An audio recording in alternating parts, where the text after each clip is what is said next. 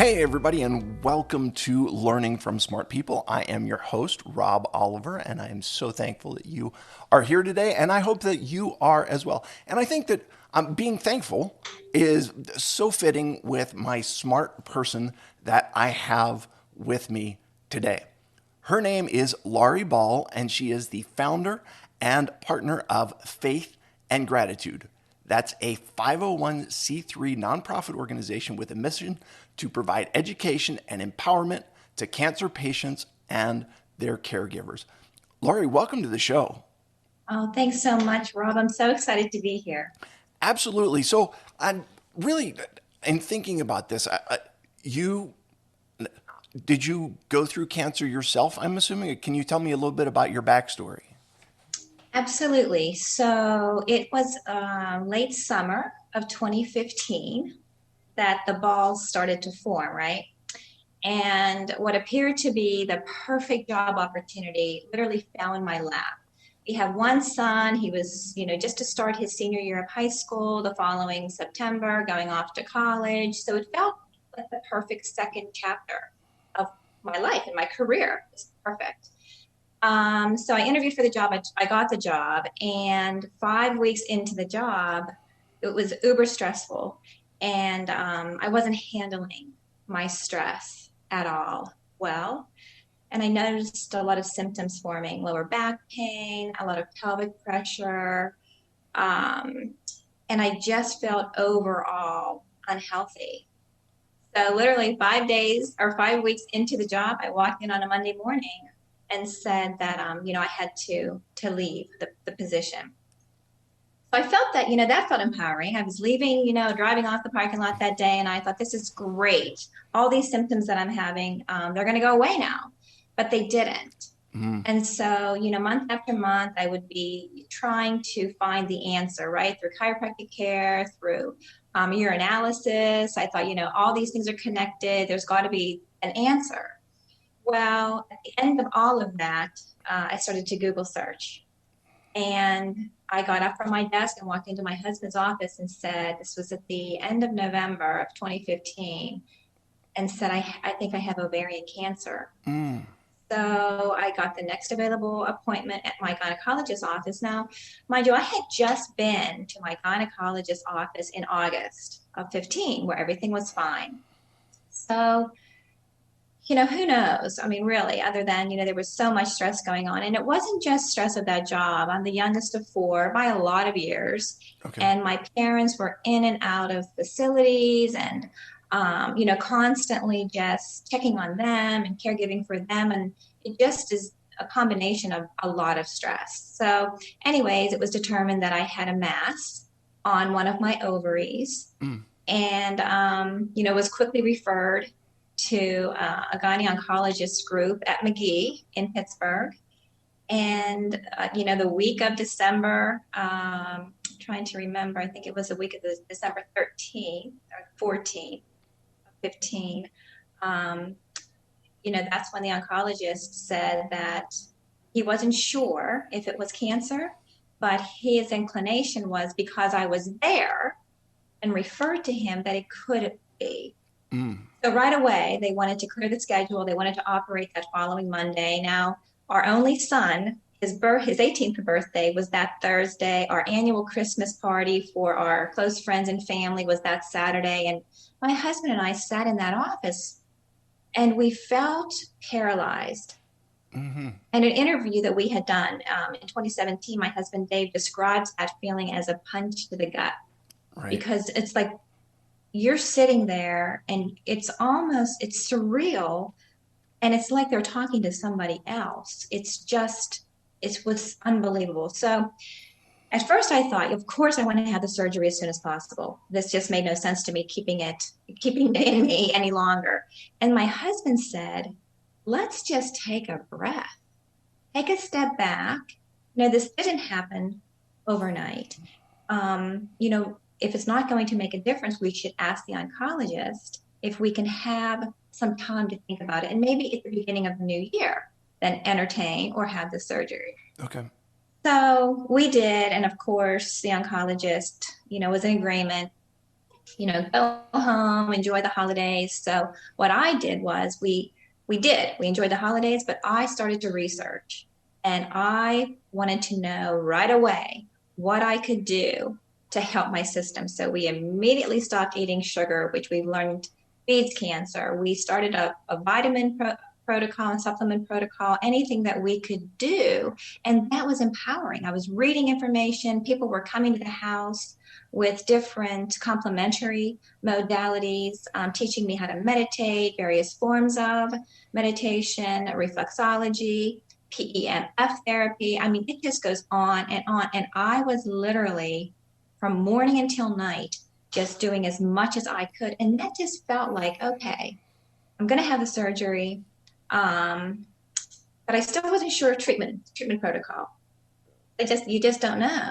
So ended up having the surgery in January of 19 of six I'm sorry of 16 on January 19.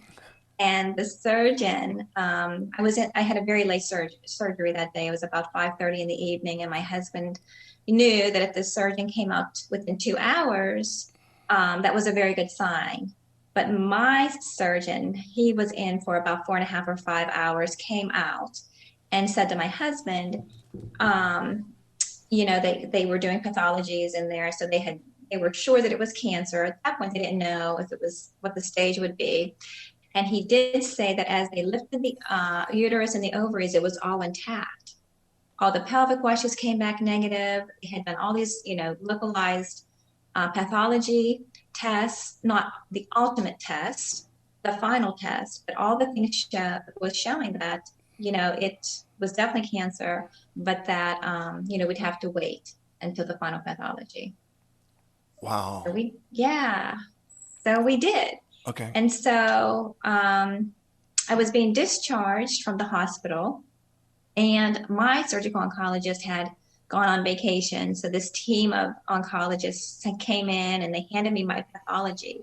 And they said, "Do you have any idea how lucky you are?" It was a stage 1A, which for ovarian cancer is quite, I don't want to say rare, but it's not, ovarian isn't detected typically in a lower stage. So I'm skipping out of the hospital thinking, wow, I dodged a bullet. Mm, I might not even have to have treatment at all, they're saying. That's what this team was saying. right.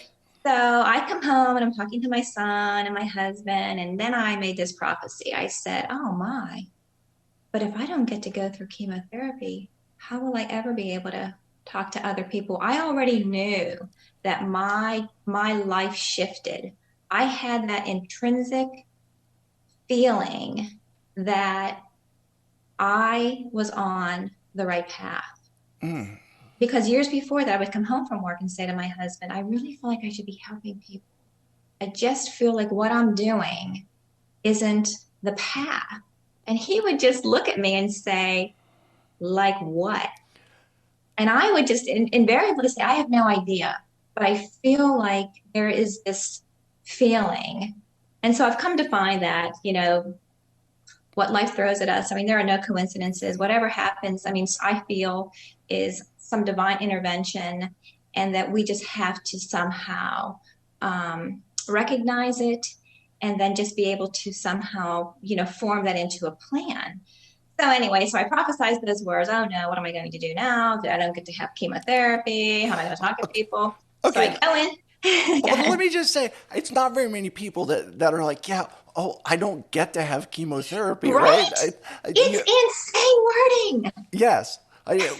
But I mean, part of it speaks to who you are, and it speaks to what we're going to get into as we move deeper into this story. So yeah, so you're saying, okay, I I I need to have chemotherapy so that I can help other people. But so what happens from there? So it's interesting. So yeah, so I prophesied these words. My husband and I go in, we have, staples removed. My oncologist walks in and he said, just so you know, I had to restage you from a stage 1A to a 2B. And I could just feel these hot tears, like just welling in my eyes and just streaming down my face. And he said, it doesn't change. the pathology, it changes the stage because he said that this mass was quite large and he had to pull it away from the pelvic wall. And he said that because all of the other pathologies came back perfectly negative, the pelvic washes and whatnot, but he said he feels he just got everything, but he doesn't know. And for insurance purposes, he would really like for me to go through, chemotherapy. And I Wow. had a really, yeah, it was a lot because I felt like, I don't know how I feel about that. I mean, I felt that my body was able to form this mass because my immune system was not working optimally. That's what I knew because we're all making cancer cells every day and our immune system is recognizing, getting rid of, recognizing, getting rid of, but mine wasn't. So, but then I also reflected back to not just the past 5 months with this new job that I thought was so great, but then the years before with my parents, and I thought, I don't know about this because it just, and then the oncologist said to me, not please, don't think it's anything you did. It's nothing that you did. That didn't resonate with me either because I thought, because what I had learned in that brief time of research was 5% of cancers are genetic. And I had no genetic predisposition at all. So I thought, well, I didn't say this, but I just got in the car with my husband and later said, well, if it's nothing that I contributed to, well, then what he's saying is there's nothing I can possibly do for myself. But that didn't make sense. So it just propelled me even more I did accept the chemotherapy. I went once a week, every week for 18 weeks. It was a totally different protocol. Um, I was part of a study that gave me a better chance of surviving for a 5-year period. And so I would, detox and I would drink my lemon water and I would do all these different supplements and vitamins and I was meditating and PEMF therapy and on and on and on. And, I just kept thinking to myself, you know what? It's this, as much as this sounds crazy, this is like this beautiful white light, this golden energy coming through my body just to get rid of any crazy cells that might still exist. But yeah, so that's the story in a nutshell. Yeah.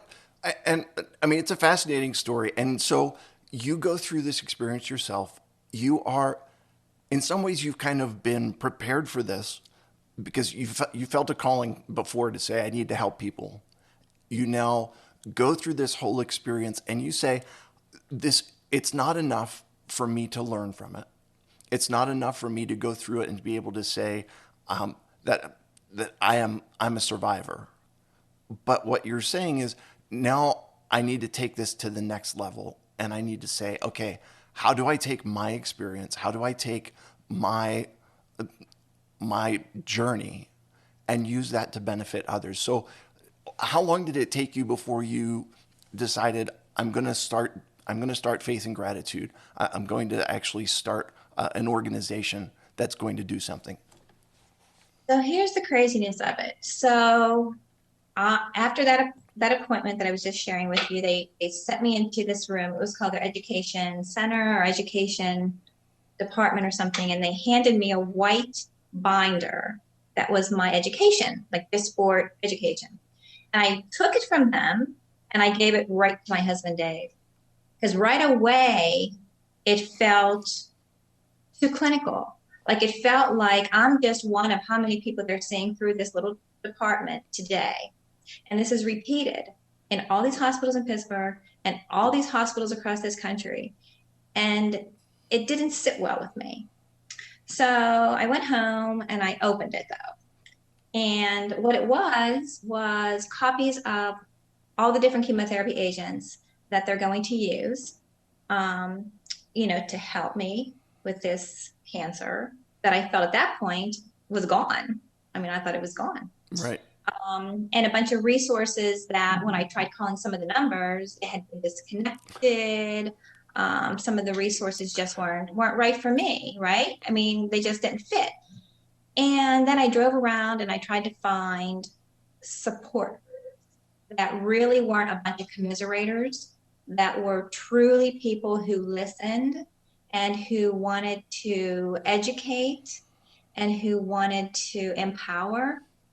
And honestly, I didn't find that. So I thought, all right. So I remember standing in the kitchen and my best friend from seventh grade, Kathy, who is my partner in Faith and Gratitude,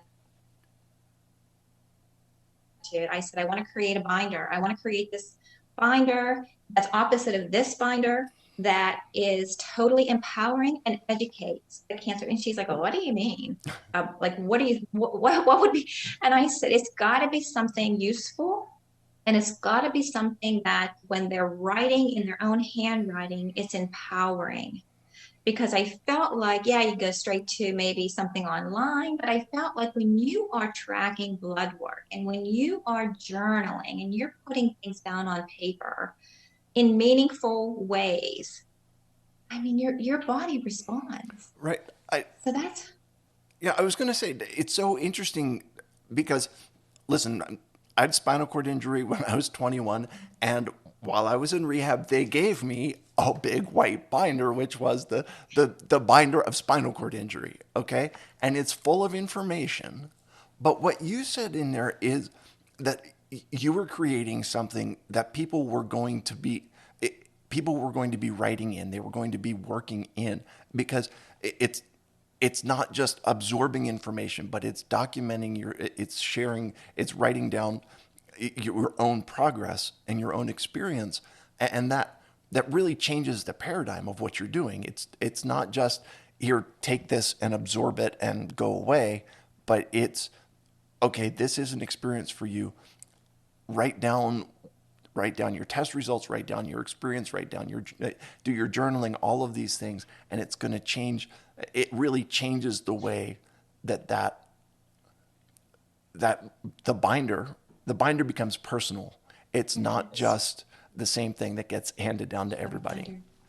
well, it's really true because for me, as I started with my chemotherapy treatments, what I was feeling wasn't unlike what all the other people were feeling in the infusion center.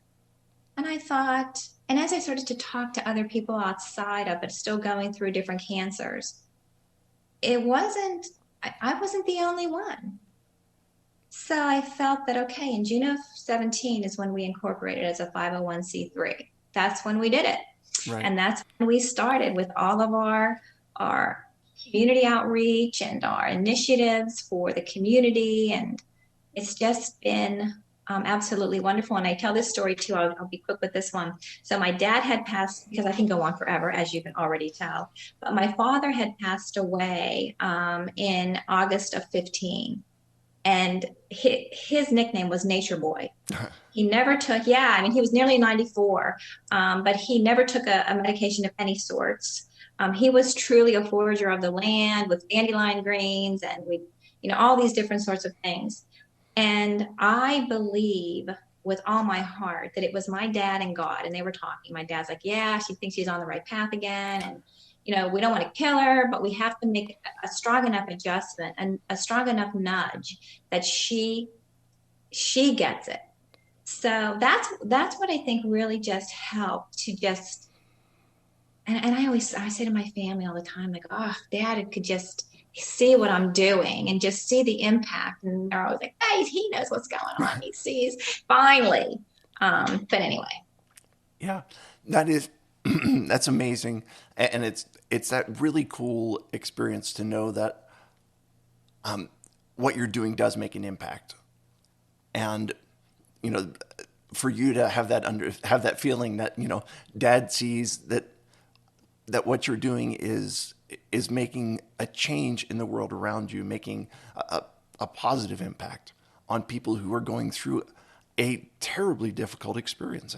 It's amazing. So tell me a little bit then about faith and gratitude, and what is it?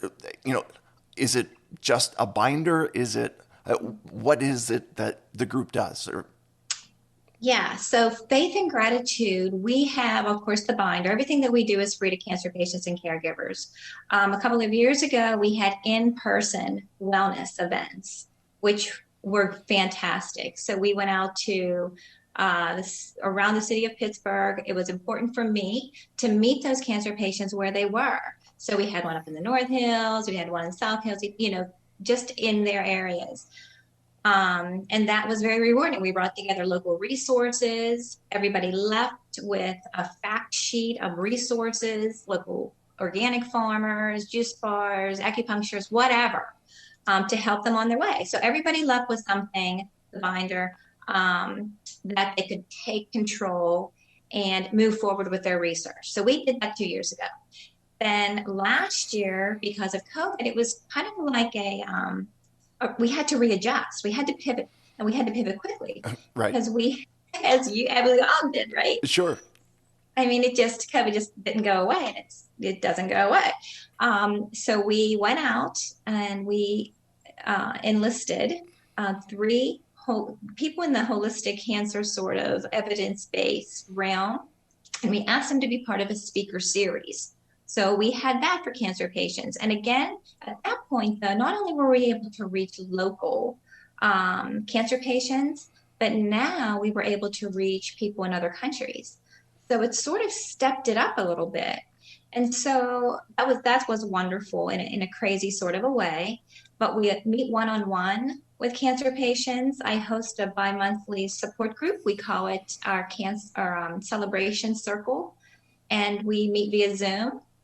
And so we've had people as far away as Georgia participate in the call. And we just, everything that we do again is just resourcing, bringing evidence based different cancer modalities and therapies, whatever we can do just to allow the patient to have that information that they feel like, I'm going to research a little more because I don't really understand those vitamin E tocotrienols. And that's the point, because the binder, our website, one-on-one meetings, it's really to plant a seed. So we can say, this is what I did, but for you to do the research is really where the empowerment comes from. Yeah. And that's the word that I was going to go back to. The word is empowerment. Because listen, cancer is something. Cancer is scary. Cancer is bad. Cancer is something that really can create problem. It creates a lot of concerns. It's life threatening.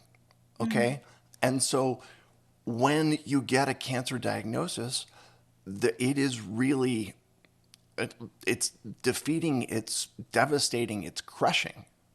And what you're saying is about it empowering people with a cancer diagnosis to do something about it and to take responsibility. And in some ways, I think you and I are on the same page with this, that you have to basically begin to stand up for yourself, to Mm-hmm. take the lead, as to say, this is not something that is happening to me. This is a process that involves me. Does that make sense at all? Oh my goodness, Rob, exactly. And you know firsthand. I mean, exactly. Yeah. So, and what I have found out is that, and I do speaking to medical professionals about patient and family centered care and about the patient's perspective on quality health care.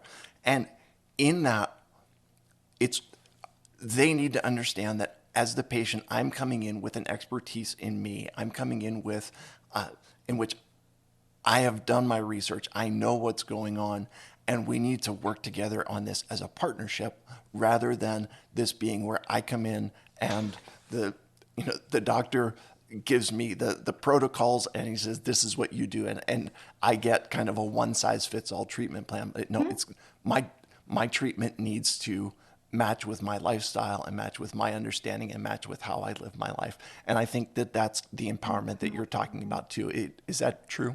Oh, it's absolutely true. It isn't a one size fits all. But so oftentimes I feel that that's how it is. Um, that's how it's really, I guess, proposed to us, right? So, for an example, with ovarian cancer, right? So, I had met a woman and she was telling me what her protocol was 30 years ago. And same protocol, same drugs. Well, how is that even possible? How is it possible when you think about where we are, just not in 2021, but where we are with the brightest of bright people right in those labs and, trying to figure out what the best protocol is for, which in my case was ovarian or whatever the case, spinal injury. I mean, it makes you just feel like, ugh, like Right. why are you using the same protocol, the same chemotherapy? And then the same protocol that I was on is also treating a lot of lung cancer patients. So it's a little bit crazy for me to understand. I won't go off on a tangent because we could easily, but I feel that yeah, it's not a one size fits all, regardless of what we're dealing with. Yeah. And let me just throw one other thing in there, and that is that whatever the diagnosis is, your diagnosis is never bigger than who you are, because you as a person are amazing and talented, and your diagnosis will never take away your you-ness. Does that Oh my goodness. and just because you've had ovarian cancer doesn't stop you from being Laurie. And just because I have a spinal cord injury doesn't change who I mean it in some ways I've learned and I've matured and I've grown as a person as a result of what I've gone through, but the essence of who I am doesn't change as a result of a diagnosis. Yeah, it's such a powerful message, and it's a message that I think folks need to hear, especially when they're in those very dark and difficult, trying times. You know, whether it's a cancer diagnosis, whether it's having someone that has been involved in a paralyzing injury, whatever it is. And I guess here's what I want to highlight as well. You talked about empowerment, but the other thing was you said you are not alone, and that there are people that you can reach out to. There are ways that there are resources that you can access, and sometimes it involves you doing the research on your own.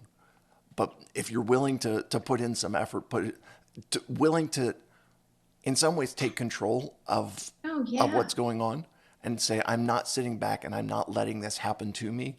I'm going to be proactive in it. You can make some real connections there, and it's got to be helpful. Laurie, if people are interested in learning more about faith and gratitude, learning more about you, where can they find you? What's the best way to do that? Yeah, so our website, newly launched 2 weeks ago, is faithandgratitude.org. Okay, that's that's awesome, and I encourage anyone to go check that out wherever you are. And and let me just mention one other thing that you said, and this you mentioned it twice, and I think it's huge. You mentioned this is for cancer. Did you say patients? I'm not sure. Yes, That and their caregivers, because absolutely. this is not just something that happens to one person. When it happens to when it happens to an individual, there are those around them that it affects, and the care that they need, and the support for caregivers is huge. So thank you for doing that. And yeah, like I said, I would encourage folks, go check out faithandgratitude.org. It's wonderful whether you have a diagnosis or whether someone you know does. All good stuff. Laurie, this has been fantastic. We have come to 3 questions to establish your humanity. Are you ready for Okay, these? I'm ready. Okay. Would you rather ride a bike, ride a horse, or ride in a car? Um, I feel like I would rather ride a bike. Okay. How come? Just Well, because I feel like I'll be out in nature okay. while also exercising. So I feel like that's why. Excellent. What makes you mad? Okay, this is easy. What makes me mad is when somebody infers that maybe I won't be able to do something. That's maybe it's beyond my reach. Wow. So just, yeah, tell me I can't and then watch what happens, right? Exactly. And you said even if they just infer that. Okay. So this last question, this was not originally on my list, but I'm moving with the flow. Okay. If you're doing holistic stuff, you're doing holistic food, no sugar, with how do you do that in a way that still tastes good? Because to me, dandelion greens still taste like weeds that came out of my yard. Okay. So this is what, okay, this is, I think this has to be the way you're thinking about it, because when you're eating to live.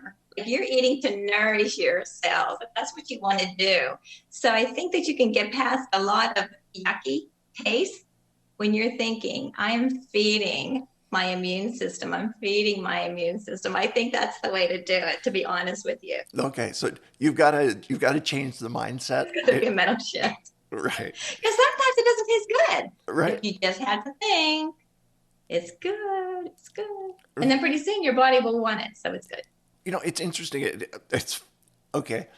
There still is a treatment for colds called Fisherman's Friend. Are you familiar with Fisherman's I Friend? am not. I am Okay. not. So Fisherman's Friend, their slogan is "It tastes terrible, but it works." Okay. And so they have these throat lozenges. They don't lie. They taste terrible, but they work. And so in some ways, I'm hoping that the food that you're eating doesn't taste terrible, but just because it's not the most delicious food, the reminder is that it works. Laurie Ball, you have been very helpful. Your story is fascinating, and the work that you're doing is so valuable. Thank you for doing that. To all my listeners, thank you for being here today. I'd encourage you, if you have found this podcast to be helpful, I would appreciate stop by iTunes and leave us a review. That would be fantastic. Or feel free to share us with a friend or a coworker, somebody that you think could benefit from what we're discussing. Thank you for being here, and I will remind you, as always, that when you stop learning, you stop living. Have a great day, everybody.